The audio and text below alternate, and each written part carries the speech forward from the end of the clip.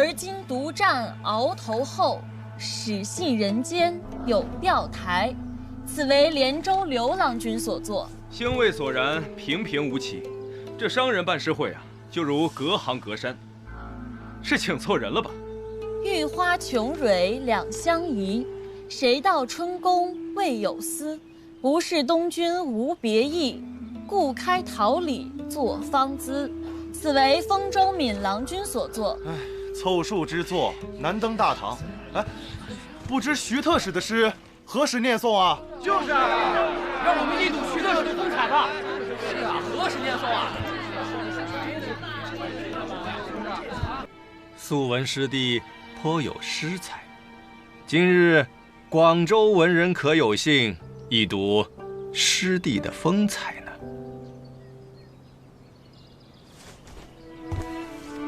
那我恭敬不如从命。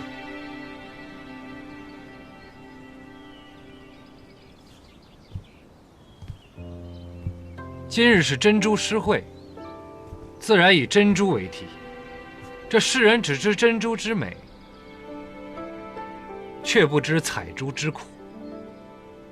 我初到合浦游历时，一位采珠女曾给我讲过，这背后真是滴滴血泪，不胜唏嘘。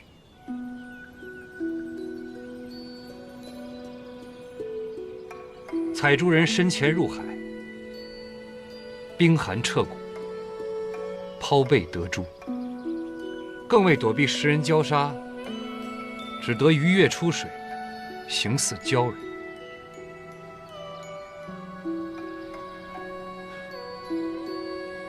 那我这首诗便叫做《鲛人泪》。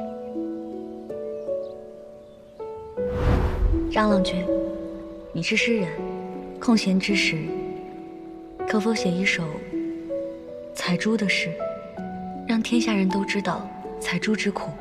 好，一定竭尽全力写一首好诗。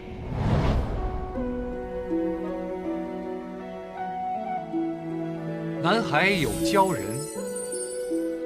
扬波涛洪澈，泪洒成珍珠，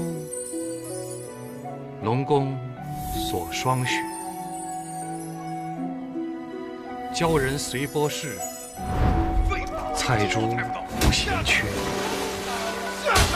给我下去！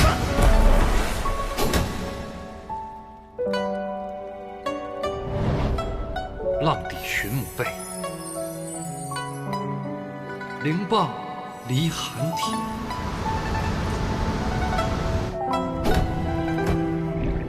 怒海风涛急，负重必将解。这是我采的珠子，是我采的。一颗鲛人泪，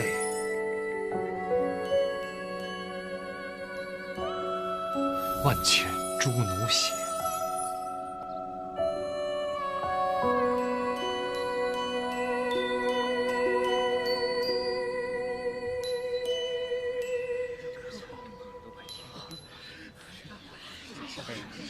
真是好诗啊，大气磅礴，有血有肉，这才是不平之名，是我们世人之楷模呀！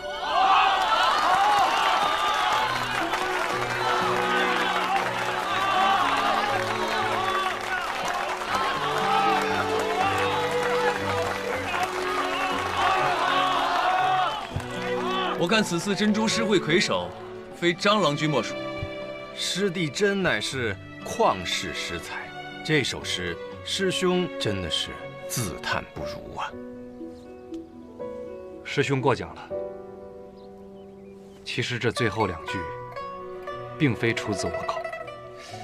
若是如此，张郎君这魁首，岂不是名不副实啊？哎，这世人只知鲛人泪珍贵，却不知这背后是万千采珠人的血肉。世人只想一睹她的美，却坐视采珠者气息。那个采珠女曾跟我说过：“一颗鲛人泪，万千朱奴血。”这最后两句，便出自他之口。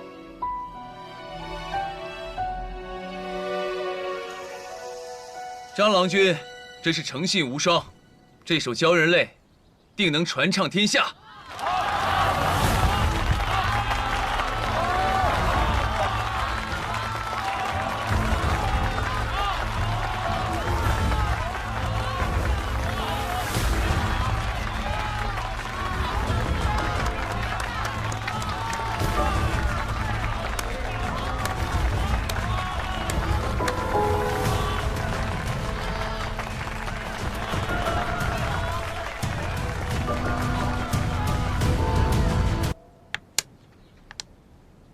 张郎君千里迢迢来这儿，原来是为了见我呀！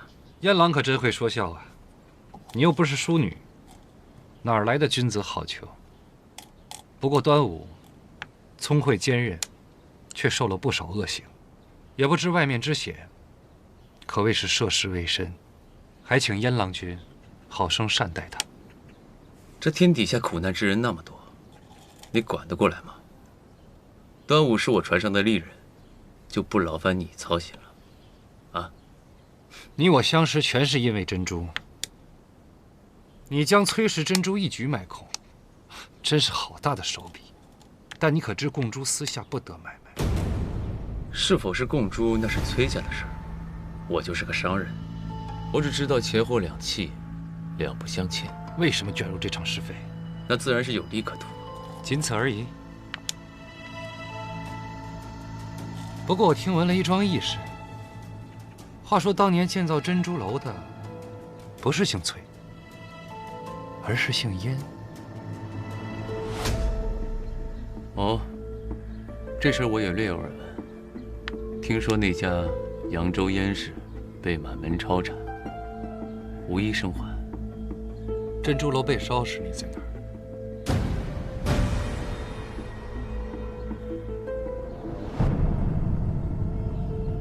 商船之上，前往广州。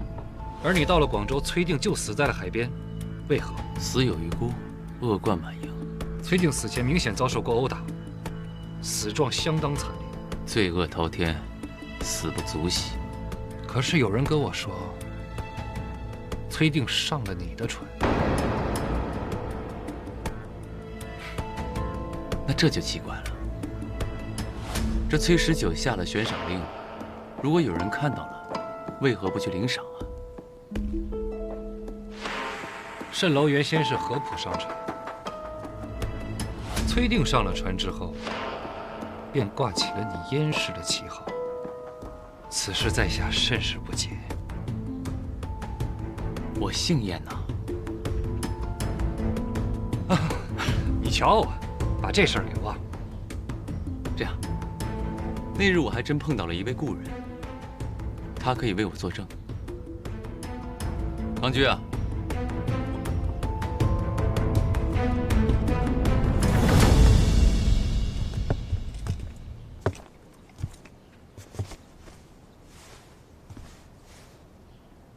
端午，我问你，珍珠楼被烧的第2日，你是否上了我的商船啊？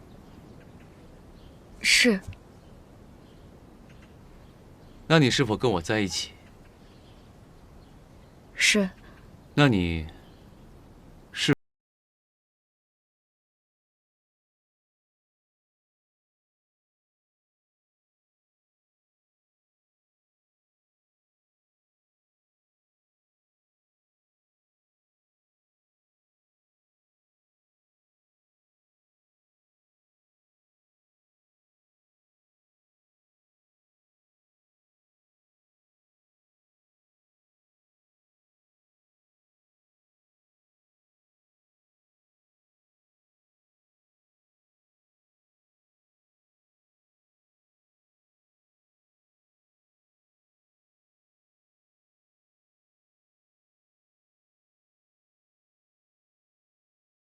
端午，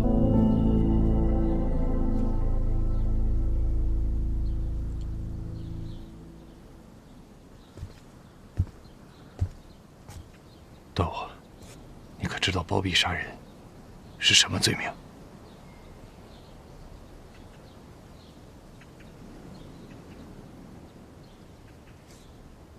燕郎君，有些事你也应该清楚，不需要证据。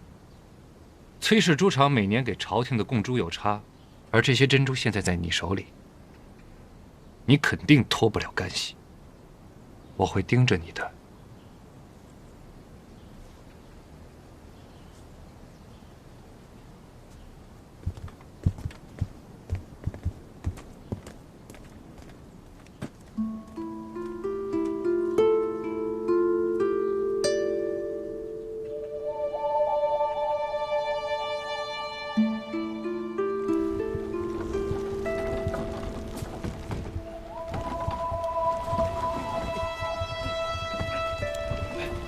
怎么，后悔了？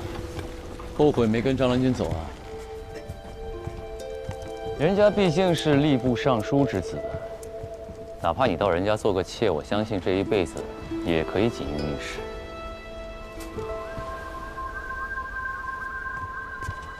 怎么？是因为血珠，还是别的什么？方才我帮郎主撒了谎，洗脱了嫌疑。郎主给我什么赏赐？你是替我做了伪证，但在他那儿呢，已经没了信任，你的话他也不会再听。你给我谈条件之前，你得先想想你自己有什么价值，还有手中的筹码。我没有筹码，我不过只是个奴隶。安乐，见陈礼吧。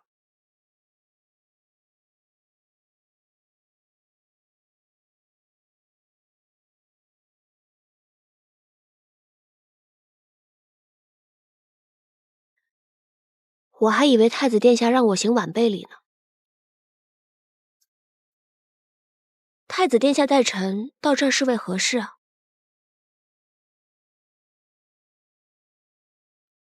墓碑上的字，乃帝家家主留下的。太祖遗旨独葬于苍山，除韩帝两家骨血外，外人皆不可入。就连太后也不可以。陛下曾说，皇祖父此举荒唐自缢，给皇家留下了闲话。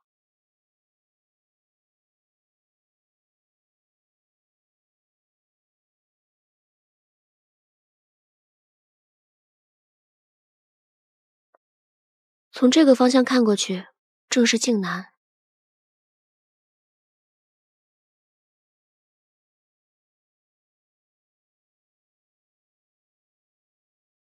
如太子殿下所说，太子殿下带我到这儿来，是否有违了祖制啊？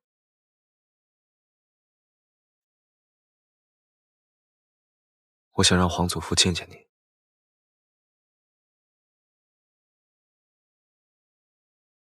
他老人家一定很欣慰。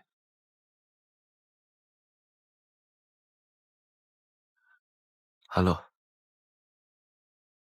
我能预见，你会陪我创下大晋盛世。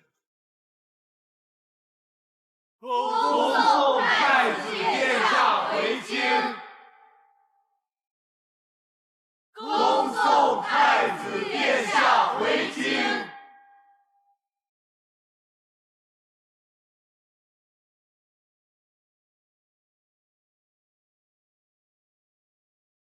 殿下想说的不止于此吧？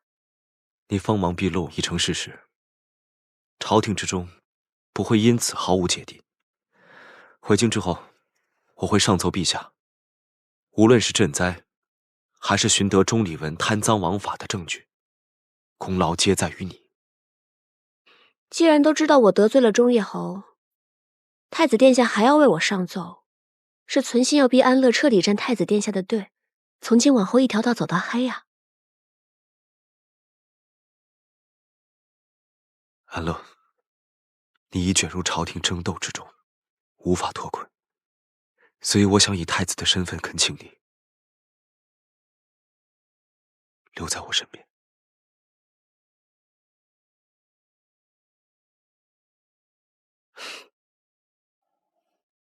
太子殿下不肯娶安乐，却要用帝王之术将安乐绑在身边。不知太子殿下是否还记得，我曾对太子殿下说过，只要是太子殿下你祈愿的，我都会尽力为你做到。那既然太子殿下说要做知己，那便做知己吧。既然作为知己都能够来到皇家禁地，安乐应该觉得知足才是。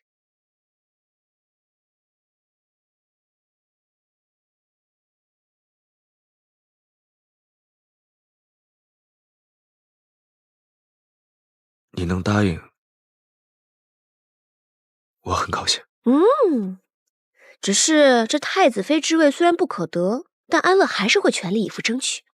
你我并肩前行，未必要以婚嫁之名。啊，那我3万水师的聘礼怎么办？我怎么会那么轻易就放弃啊？太子殿下，那可不是我任安乐的作风。就算当不了太子妃，我也要在离你很近的地方，看看你的心究竟在为谁而跳。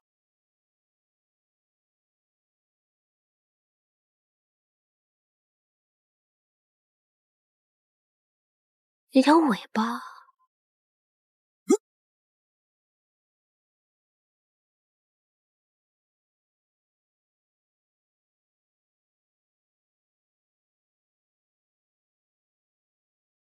殿下，好身手，不及你。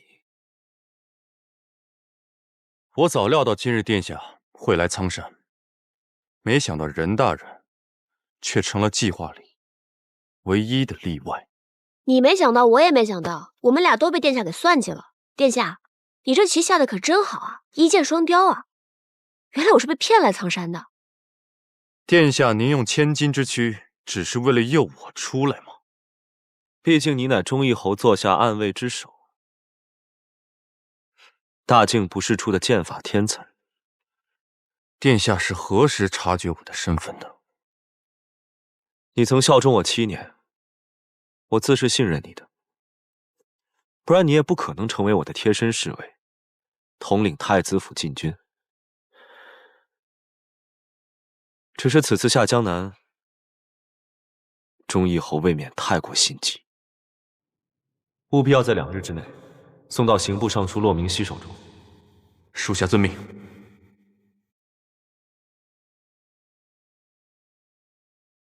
他已经走了，殿下是何时发现他有问题？遇刺当晚，我便说过我们当中有人是内鬼。可是我们亲近之人有苑琴、苑舒、温硕、吉利，还有这个简颂。得到闵行账本当日，我便将同框下落按照2个时辰的时间差告诉了他。若是他们当中有人透露了风声，那么钟离文那日必然会动手。原来是内侍。那晚的刺杀，不取我和安乐性命，只为给我们警告，也是你的授意吧？殿下与我毕竟有知遇之恩，可惜你还是背叛了我。忠义侯亦有恩于我，属下不得不做。殿下，接招吧。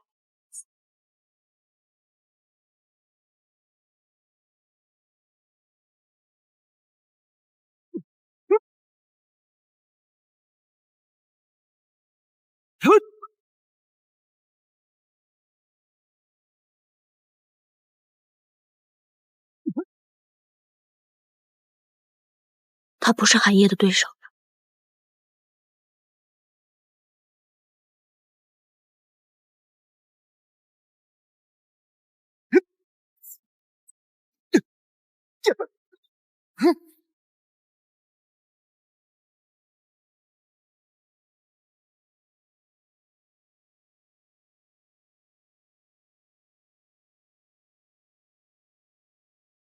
殿下，你心慈手软，可杀不了我。我只知道，你是我7年来的友人。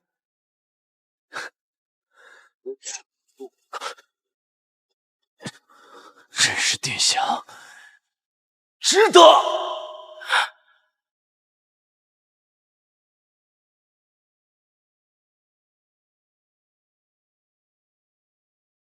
殿下早都想到这结局，所以不带一兵一卒来到这苍山，就是为了要留他一条性命。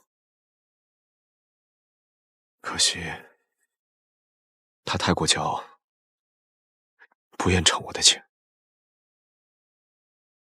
他是领了情的，不然殿下也不会毫发无伤。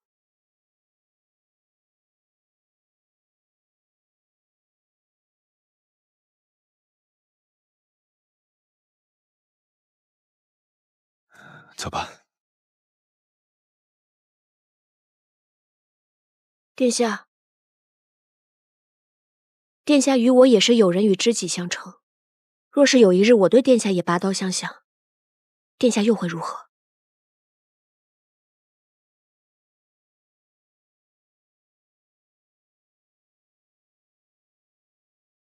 任安乐，疑人不用，用人不疑。我愿一直信你。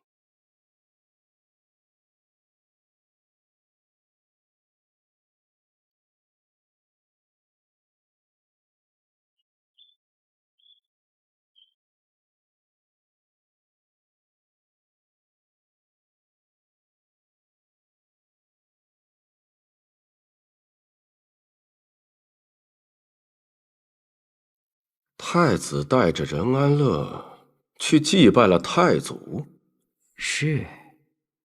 难不成真像任安乐所说，他给太子排忧解难的灵动心思，让太子心动了？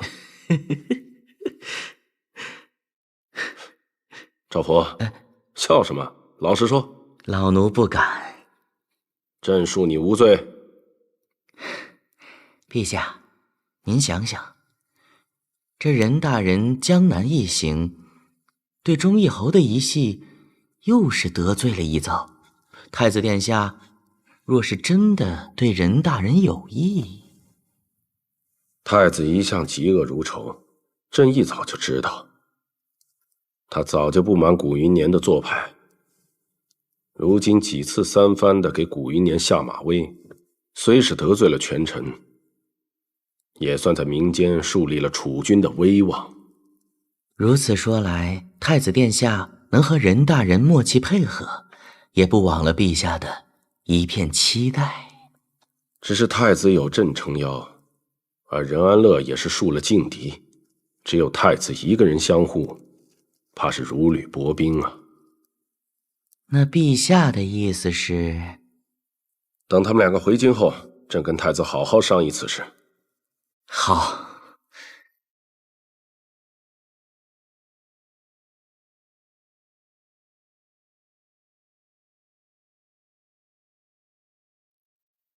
华珍，照我说的做。是。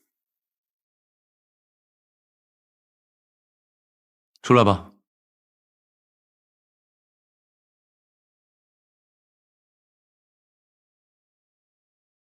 大人，新任的府尹已在清月阁的保护下安全抵达江南上任，治理水患的工作也在顺利展开。你办事我总是很放心。大人打算如何处置钟离文？听说这钟离文喜欢给那些不听话的下属穿小鞋，那不如我们也给他做成铁锈鞋，让他也尝尝。大人是在给任大人助兴吧？这钟离文处处和任安乐作对，如今到了我手里，怎么可能轻易放过他？只是任大人现下已经动了古云年在江南的根脉，若是回京，势必会引来更狠的报复。这也是我担心的，所以我刚才已经派人给韩仲远送了折子，因为目前以我们的势力，已经不足以保护安乐了。钟义侯那边再派人给我盯紧些。是。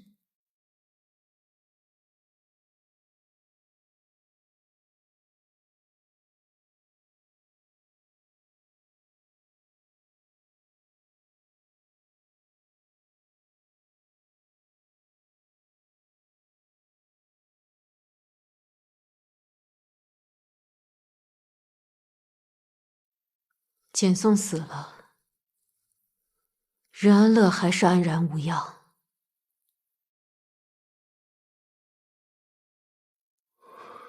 看来我真的是被推到了风口浪尖上。的确，最近来府里的官吏少了很多。哼，他们是怕成为第二个钟离文。这群人也不想想，本侯若是倒了，他们一样一损俱损。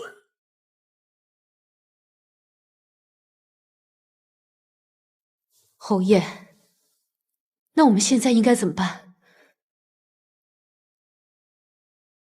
哦，夫人放心，断了骨头还连着筋，陛下是不会轻易对我们下手的。那任安乐呢？他只要活在这个世上一天，我就一天心里不能安宁。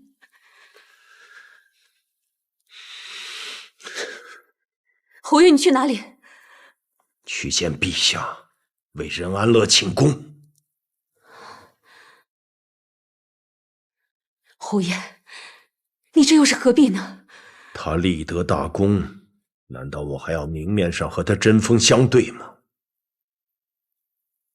夫人觉得呢？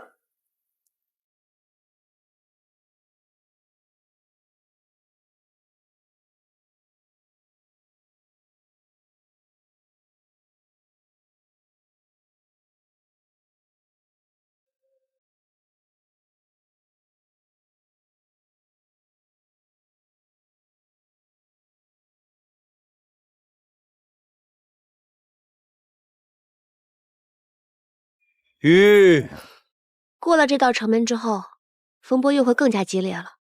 不过安乐有句话想问殿下：方才在苍山之巅，我亲见殿下下了局好棋，殿下何时把安乐也给算计进去的？那你又是如何猜中我的算计的？自然是因为殿下对安乐知无不言了。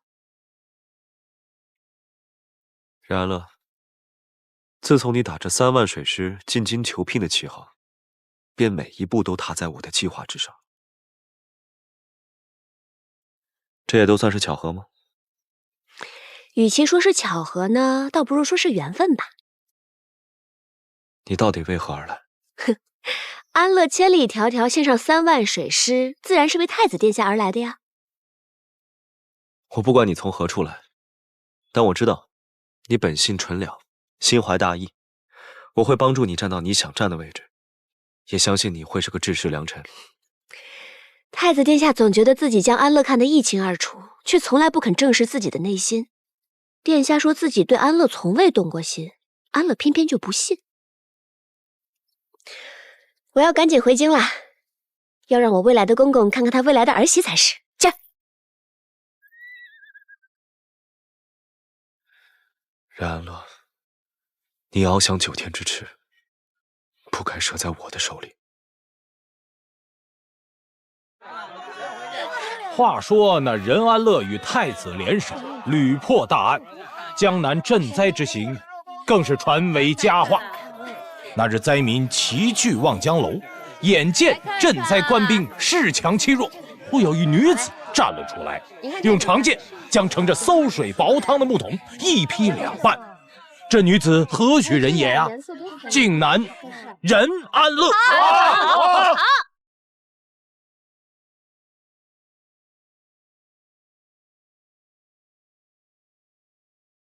若是有一日我对殿下也拔刀相向，殿下又会如何？任安乐，疑人不用，用人不疑。我愿一直信你。小姐，这2日你不在，这京城可是热闹得很。怎么了？这一夜之间呀，您的名声就传遍了整个京城，比咱们初进京求家太子的架势还要威名赫赫呢。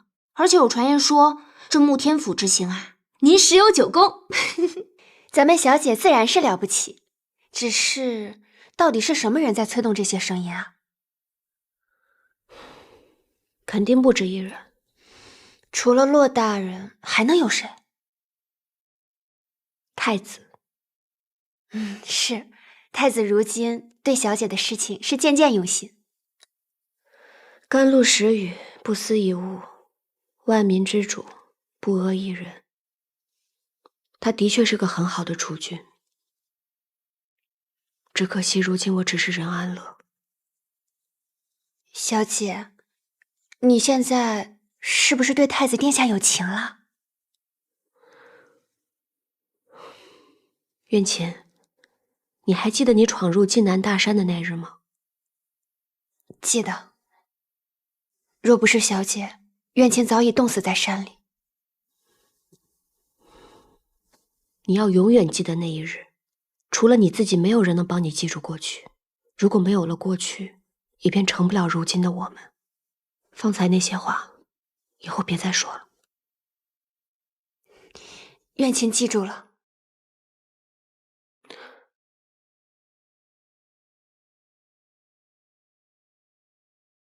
骆明熙，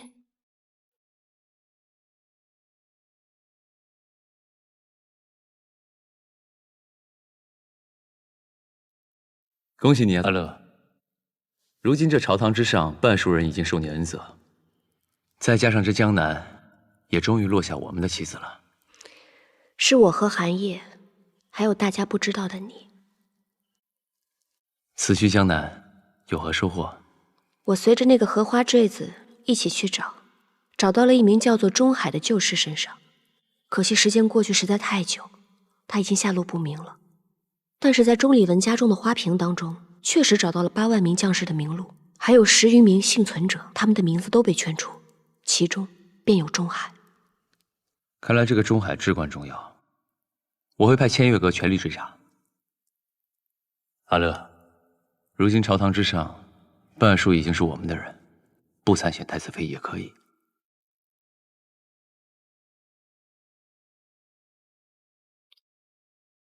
我父亲曾经对我说过，若是想掌控天下，无非手握权柄还有民意。当弟子缘化身为任安乐，本就是以身为饵。若我不入漩涡之中，又如何能让京城流言四起？待到始作俑者放松警惕，他才会露出马脚，我才能接近真相。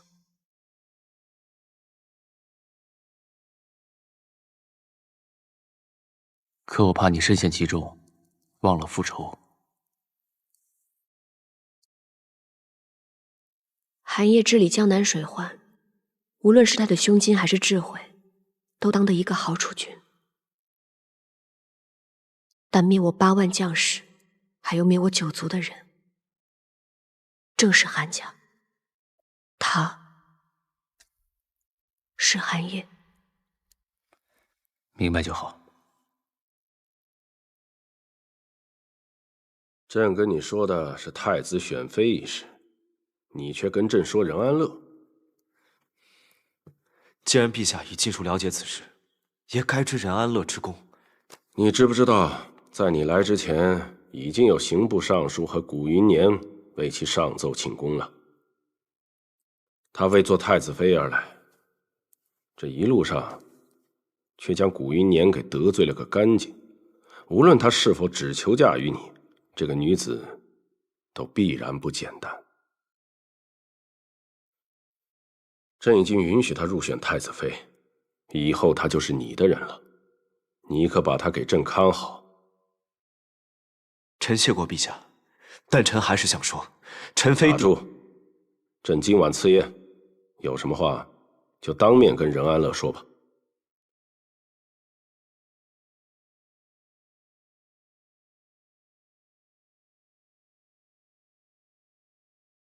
来，哎呦，这个，对啊，殿下，殿下，殿下，你看不见我了吗？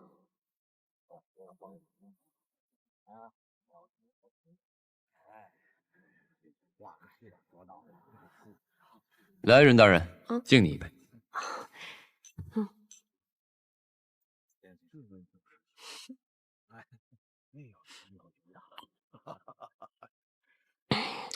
骆大人，分金离股的手法刑部用的如何了？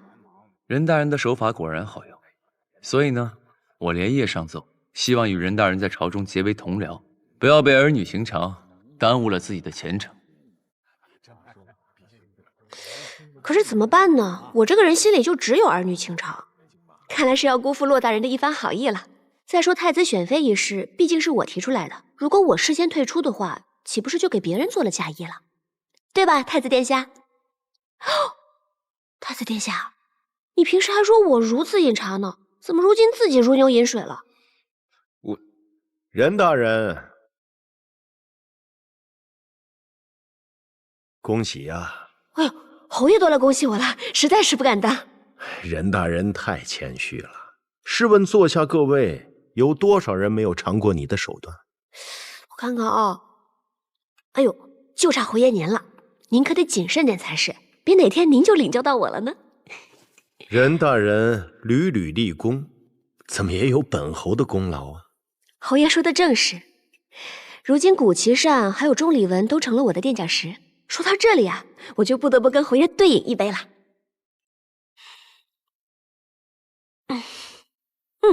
还有一杯，就预祝您的女儿可以成就我的太子妃。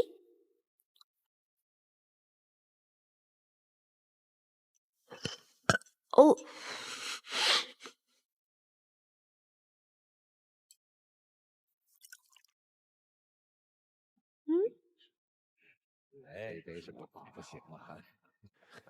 然乐，这毕竟是在正殿之上，那又如何？反正都已经撕破脸皮了，倒不如就让他狗急跳墙，说不定还能有点收获呢。骆大人，来。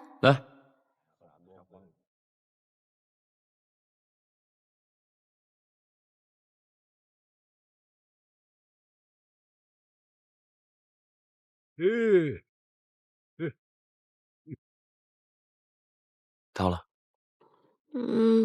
都怪殿下不会喝酒，也不会替安乐挡酒，害安乐醉成这个样子。你没醉，别装了，快起来。殿下不也一直都在伪装吗？然乐，你以后别再用太子妃之位当借口了。借口？我跟殿下一起经历这么多，你还是这么认为的？虽然我是输给了先皇的遗诏，但我并没有输给弟子园。无论你怎么说，他如今快要下山了，我们二人必须恪守礼节。那是谁？那人在江南客栈说什么10年殿殿皆成过往的？我今后日日得见子园，殿殿自然皆成过往。没想到殿下也会说这种赖皮话。然安乐，我必须信守承诺，护他周全。啊！我不听。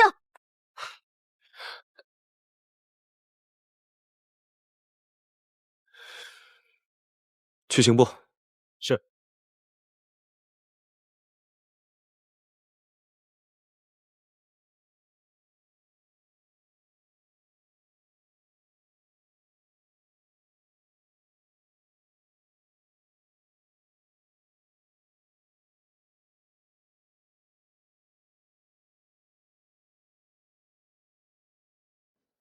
殿下深夜到访，为何不知会上？以我们俩的交情，我就不能是不请自来？情能转浓，也可以见淡。殿下跟我是哪种，却未可知了。在江南的时候啊，我就在想，你要是跟我在一起就好了，那些烦心事儿都能找你聊聊。如今能跟殿下说知心事的，不还多了个任安乐吗？唯独是他，绝对不可。为什么？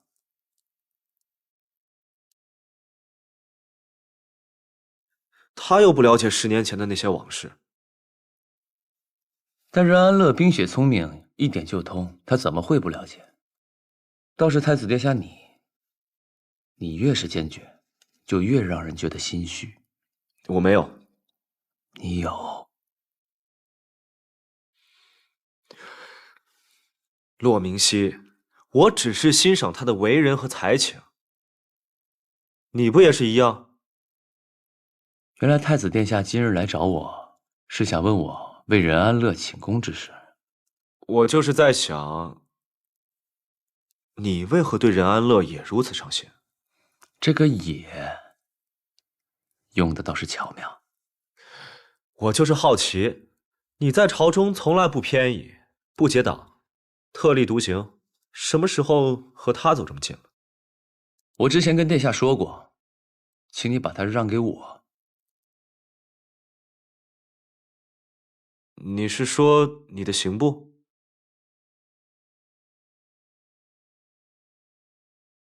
因为我也是孑然一身。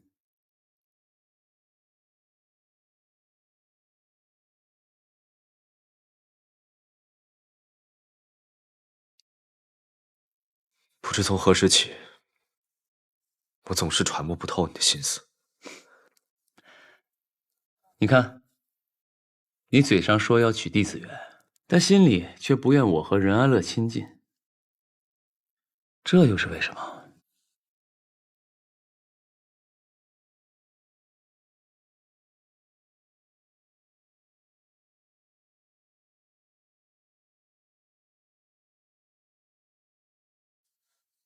殿下，你又重话了。没想到我们的太子殿下也会近乡情怯。我只是许久未曾见过他了。相逢即是圆满。温硕，也先恭喜殿下了。只是你和安乐姐真的就止步于此了吗？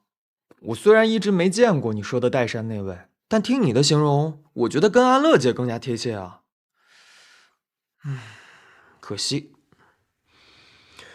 还有什么别的消息？殿下，选妃的消息一出，各家的闺秀们竞争得更加激烈了。凌香楼的盘口花样百出，越开越多，有投什么赵将军的女儿。子言若是下山，必会成为众矢之的。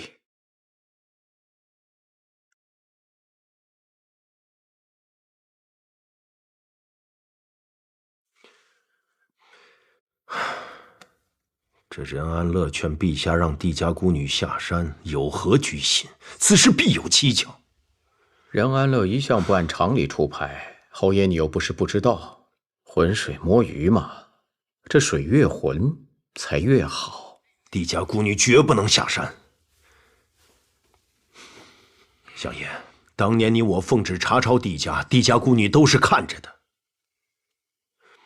若是他这次回来，肯定会找我们复仇。一介孤女，翻不起什么大浪，更何况现在不希望她到此地的不止一位。陛下松口了，太后娘娘也不会轻易让她下山的。侯爷啊，静观其变。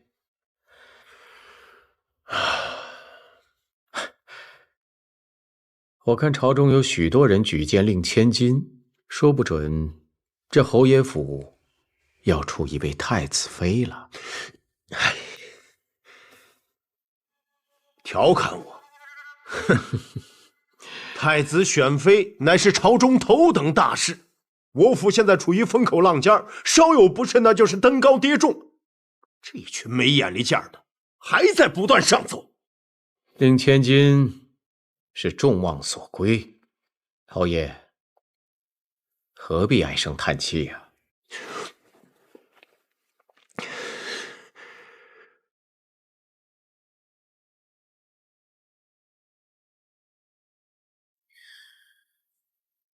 让他们不要再奏请忠义侯之女为太子妃了。记住，不要一听全听，要循序渐进。是。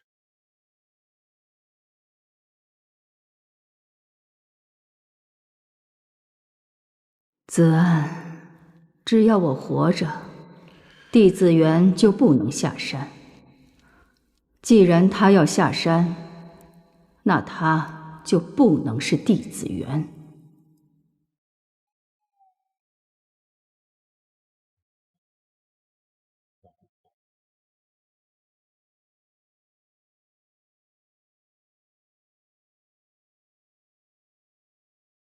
殿下，陛下有旨，弟子元改名帝承恩，方可下山。什么？弟子元改名帝承恩才能下山啊？弟子元下山乃慕天恩，因而自即日起须得改名帝承恩，以奉皇室恩典。为何要如此折磨子元？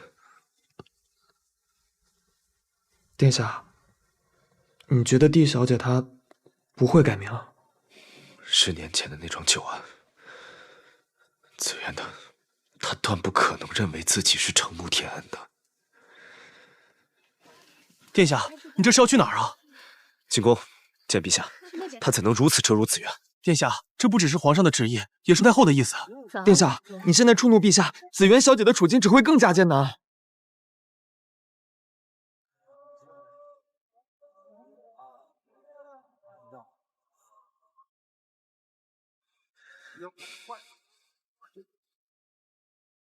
让我一个人静一静。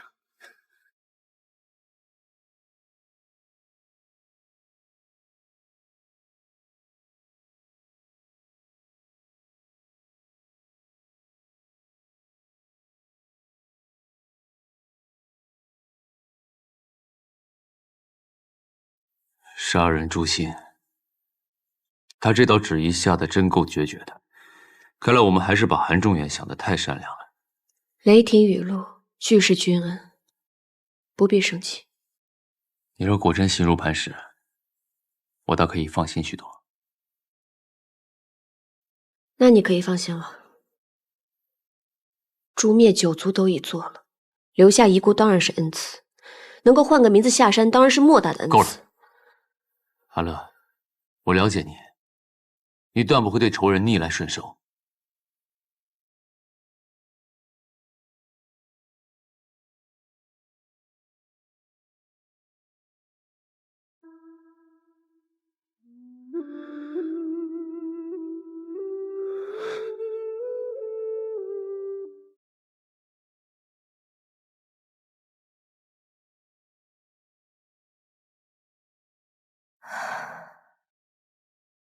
子渊，10年未见了，你过得可好？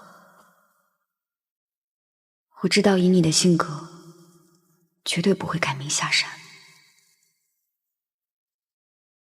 我可能一生都不会再见你。希望你在岱山能够安好。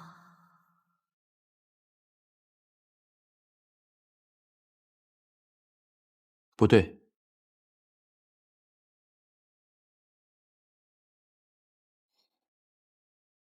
也不对，日也下棋，夜也下棋，烦死了！这有什么好学的？棋你是必须要学的，毕竟他棋艺高绝。可是我不喜欢下棋。既然今日不想下棋，那我们改日再下。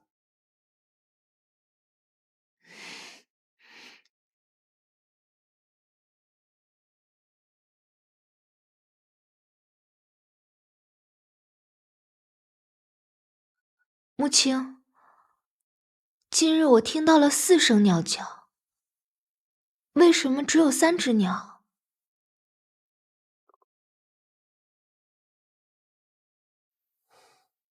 有一只飞走了。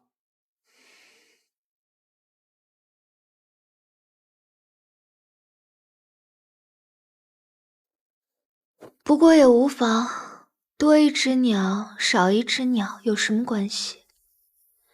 这已经是我绣的第590只鸟语，也不知绣到何时才能逃离这方天地。山上的那位假的弟子元，如若他一口应下，别人怕是会起疑心。你叫我子元，我当叫你明熙哥哥。如若不是因为你当初将我送到靖南，就不会有如今的任安乐。山上那位本来就是可怜的绅士，又因为我被囚禁10年，为了能生存下来，换了一个原本不属于自己的名字。我不能因为一己私欲就毁掉他的一生，我们应该让他下山，我们应该。让他恢复自由之身。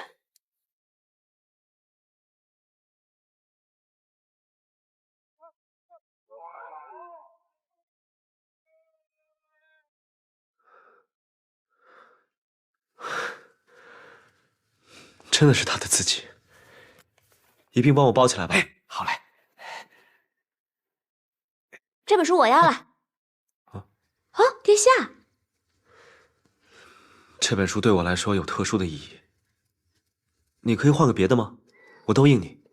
换别的吗？殿下总允诺安乐看不上的东西。我们安乐寨的规矩是什么？想要的东西必须买到，买不到的东西强也要抢到。所以这本书我要定了。这金子你是要还是不要，就随你了啊。要。安乐姐，这本书对殿下大有用处，我们可以给你2倍的金子。你当我们穷啊？然乐，你若是真的喜欢，我手抄1份与你，可否？那可不，也不是不行。但是太子殿下，你必须得告诉我，你为何非要这本书不可？这是子元父亲的遗物，我挑出来要送给他的。看来是送给情敌的，那我就更不能给了。拿来。有本事殿下自己来拿。然乐，别胡闹。殿下可要接吻喽！这下我看你怎么接。哎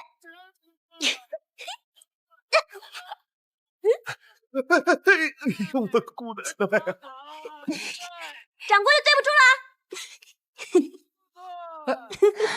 你俩别笑了，赶紧收拾残局吧。走吧，走。然乐，你听我说，我知道你是重情义、明是非之人。此书上有子元父亲的手迹，现在陛下下旨，让子元改名才能下山。若他最终决定不下山，也可作为一时慰藉。可是我听闻太子殿下在这10年间往岱山上送了不少书籍呢，万一他都已经懒得翻，看都懒得看了呢？他不会。你就这么笃定啊？因为子元尚且年幼时，便已胸藏锦绣。那可是在岱山上关了10年禁闭呀！这要是我，别说翻书了，我连话都懒得讲。你不是他，自然不能理解他。殿下聊起弟子园的时候，是最无趣的时候。他要是能不下来的话，那我可是占了大便宜。不如这样吧，他若不来，我便物归原主，如何？咱们就看看他来不来。哎，贵宾2位，